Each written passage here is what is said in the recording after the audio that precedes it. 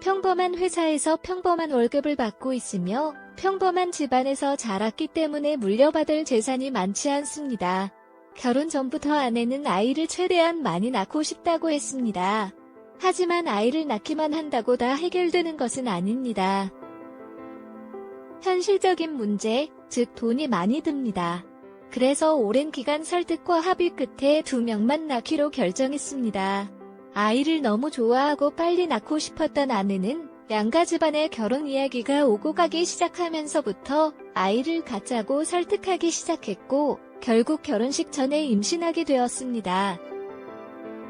이미 결혼을 약속하고 인사를 드린 상황이기 때문에 오히려 잘 되었다면서 양가 어른들도 좋아하셨습니다. 주변에서 결혼한 자식들이 소식이 없어서 걱정하는 친구들도 많은데 저희는 벌써 손주가 생겼다면서 낳기만 하면 서로 키워주시겠다면서 난리도 아니었습니다.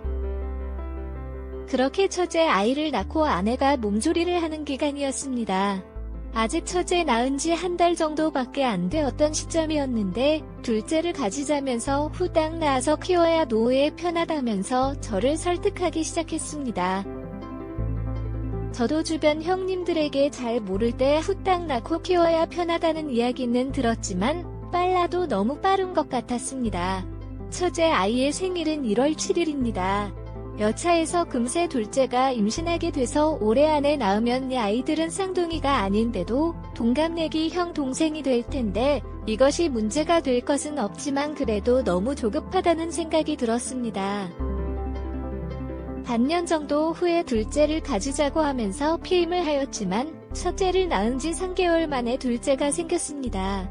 다행인지 모르겠지만 첫째를 낳은 다음 연도 둘째를 낳았습니다. 둘째를 낳고 조리원에서 아이를 보면서 너무 이쁘지 않다면서 좋아하는 아내를 보니 저도 좋았습니다. 퇴근하고 와서도 주말에도 첫째 육아를 열심히 하였지만 제가 회사에 있지 않는 시간에 돌보지 않는 첫째를 키우면서 둘째까지 임신한 아내가 안타깝고 힘들어 보였습니다. 조리원에서 셋째 이야기를 꺼내는 아내를 보면서 그런 생각이 싹 사라졌습니다. 자녀 계획은 여러 가지를 따져보면서 해야 한다는 것을 알게 되었고 그냥 아이가 이쁘다고 마구 나오면 안 된다는 것을 깨달았습니다. 결혼 전부터 서로 합의하지 않았느냐면서 절대 안 된다고 하였습니다. 엄청 아쉬워하면서 혹시나 하는 마음에 물어본 거라고 하였습니다. 그때 제가 정관 수술을 했어야 했는데 아직 젊기도 하고 뭔가 무섭기도 해서 안 했습니다. 대신에 피임 도구들을 넉넉히 사두었습니다. 두 아이를 키우면서도 아내의 사랑 나누기 요구는 결혼 전보다 더 많았고 저 역시도 사랑 나누는 것을 좋아했기에 즐겁게 하였습니다.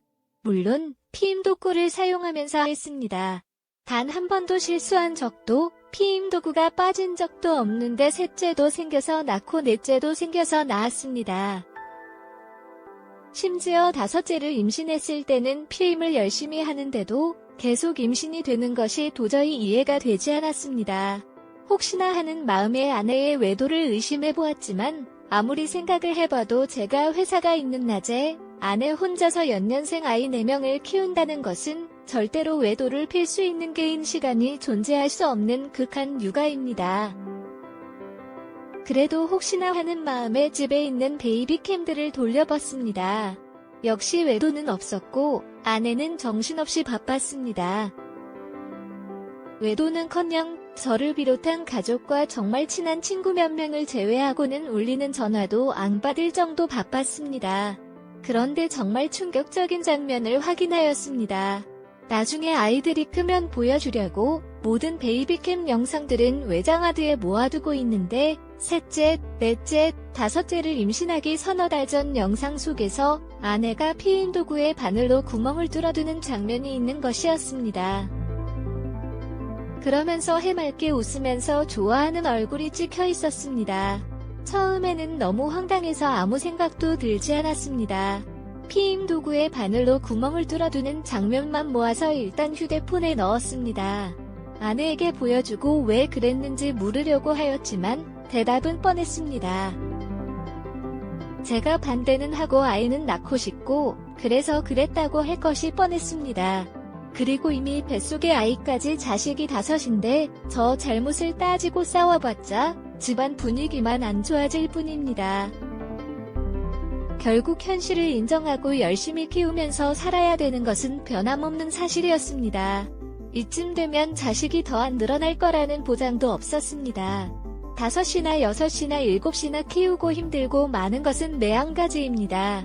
왠지 아내가 또 구멍을 뚫고 임신을 유도할 것 같아서 일주일간 지방 출장을 가야 한다고 거짓말을 하고 회사 근처에서 지내면서 정관수술을 해버렸습니다.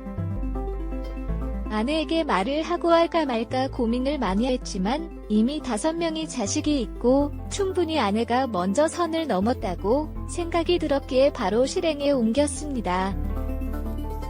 그렇게 거짓 출장을 다녀온 이후 아내와 사랑을 나누는데 뭔가 똘똘이 변한 것 같다고 하는 말에 흠칫 놀라긴 했지만 아내의 소중이를 오랜만에 만나서 그런 거라고 돌려대면서 순간의 의기를 모면하였습니다. 이제 몇 개월 후에 5째가 나옵니다. 그러고 나면 아내가 피임 도구에 구멍을 뚫을 것 같아서 아내의 수고스러운 줄이고 저도 부부 생활 만족을 위해서 피임 도구 없이 사랑을 나누자고 하였습니다. 아내는 그러다 또 임신하면 어떡하냐면서 걱정하는 척하였지만 아내만 괜찮으면 6째 생기면 낳자고 하면서 이미 자식도 많은데 1명 더 낳는다고 문제될 것 없다고 하였습니다. 아내는 걱정하는 듯이 말을 하였지만 얼굴은 기분 좋은 표정이었습니다. 그런 아내의 표정을 보면서 저는 주기적으로 병원에 가서 정관수술 결과에 이상이 없는지 확인해야겠다는 생각이 굳게 들었습니다. 이미 저희 집은 의식주만 해결하려고 해도 다른 집에 곱절로 들어갑니다. 지금도 양가 부모님들께서 일부 생활비를 보태주셔서 겨우겨우 유지되고 있는 중입니다.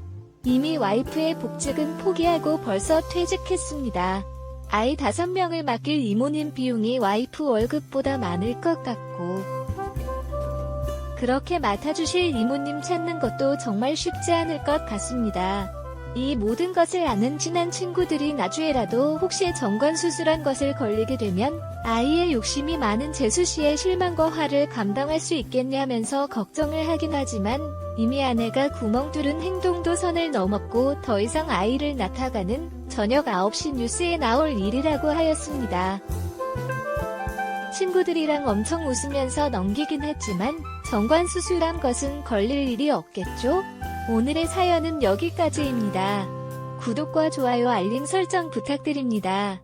긴 글을 읽어주셔서 감사합니다. 꼭 눌러주세요.